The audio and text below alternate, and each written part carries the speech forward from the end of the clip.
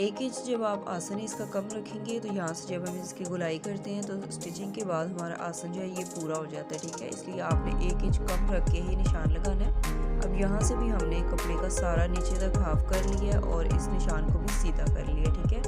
अब यहाँ से लेके ऊपर तक हमने 14 इंच पे एक निशान लगाना है। यहाँ तक जो है हमने अपने ट्राउज़र की शेप बिल्कुल सीधी रखनी है, फिर ऊपर से हम इसको हल्का सा राउंड शेप दे देंगे आसन तक, ठीक है। अब इसमें जो बेसिक साइज़ होता है बॉक्स ट्राउज़र में वो होता है 10 इंच का, ठीक है। तो आपने 10 इंच ही रखने हैं, 5 इंच आप एक तरफ रखेंगे और 5 ही दूसरी तरफ से। यहाँ से भी इसी तरह से हम निशान लगाएंगे, यानी कि 10 इंच का ये हमारा निशान होगा। दोनों तरफ से आधा आधा जो है वो आपने रखना है, 5 एक तरफ से और 5 ही दूसरी तरफ, ठीक है।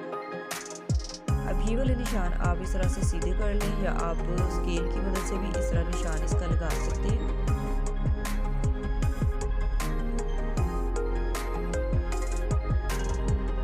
बिल्कुल इसी तरह से आपने निशान लगाने हैं जैसे मैं अभी आपको लगा के दिखा रही हूँ।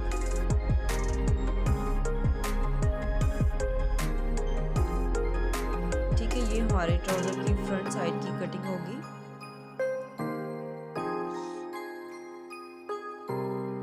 अब जो हमारा बैक वाला पीस है उसके लिए हमने इसमें 2.5 इंच एक्स्ट्रा रखना है।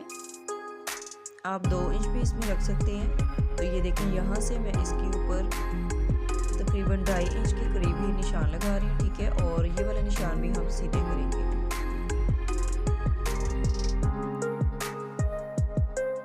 अब ऊपर के जो 2 पीस हैं इसकी हम कटिंग करेंगे, ये जो हमारे फ्रंट के पीस होंगे, ठीक है।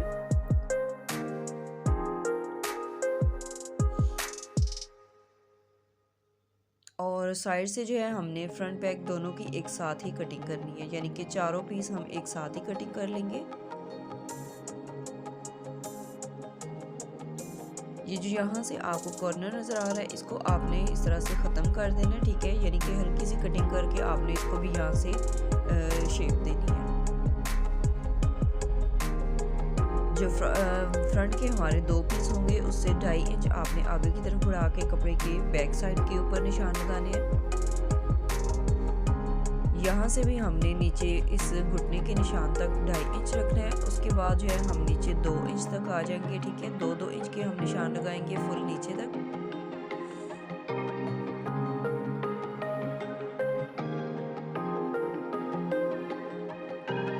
अब ये वाले निशान भी हमने इसी तरह से इनको भी सीधा कर लेना है और शेप देनी है यहाँ से राउंड में।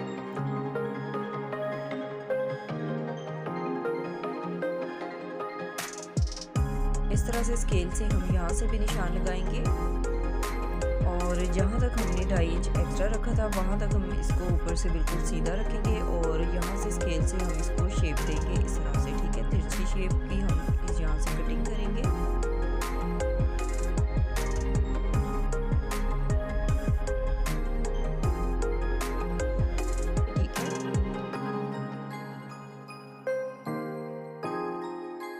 फ्रंट से जो है वो हमने इसको प्लेन रखना है, तो इसलिए आपने यहाँ पे जो है इसके किनारे की सिलाई लगानी है। आप चाहें तो इसमें आप 0 का बुकरम भी यूज़ कर सकते हैं।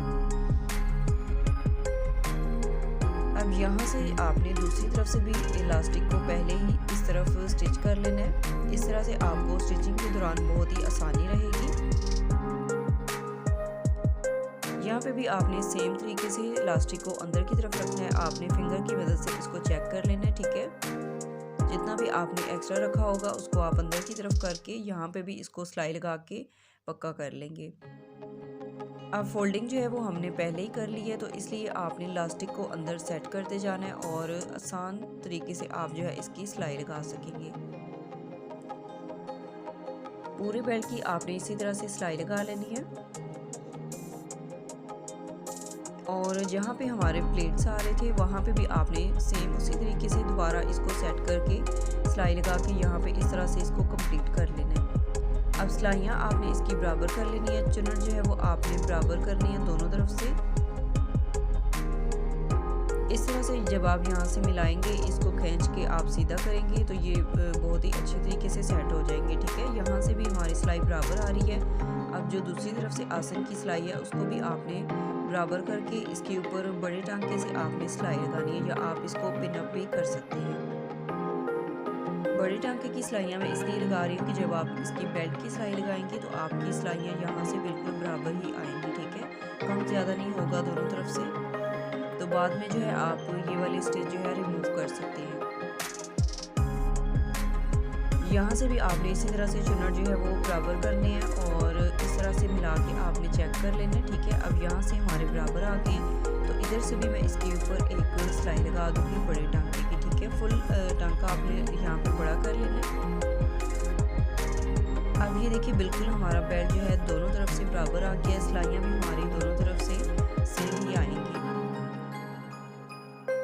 अब यहाँ से हमने तकरीबन आधे जो है एक तरफ रखना है बेल्ट को और आधा जो है वो एक तरफ से होगा, और इस तरह से आप इसको खींच के इसके ऊपर सेंटर में सिलाई एक लगा लेंगे। सिलाई लगाने के बाद जो है इसको मैंने बिल्कुल नीट कर लिया है, ठीक है, और प्रेस करने के बाद ये हमारे बॉक्स ट्राउज़र की फाइनल लुक जो है वो आप देख सकते हैं। तो यहाँ पे मैं आपको इसका साइज भी करके दिखा रही हूँ। 10 इंच का हमारा बॉटम जो है ये तैयार हो गया, ठीक है। अब ये देखिए बेल्ट जो है हमारा आगे यहाँ पे 12 इंच का तैयार, ठीक है। अगर आपका भी सेम साइज़ है तो आपने इसी तरह से जो है इतना ही मार्जिन रखना है। इसी के साथ अगर आपको वीडियो अच्छी लगी तो वीडियो को आपने लाइक ज़रूर करना है और एक अच्छा सा कमेंट मुझे लाजमी करके बताना है कि आपको ट्राउज़र की कटिंग और स्टिचिंग कैसी लगी।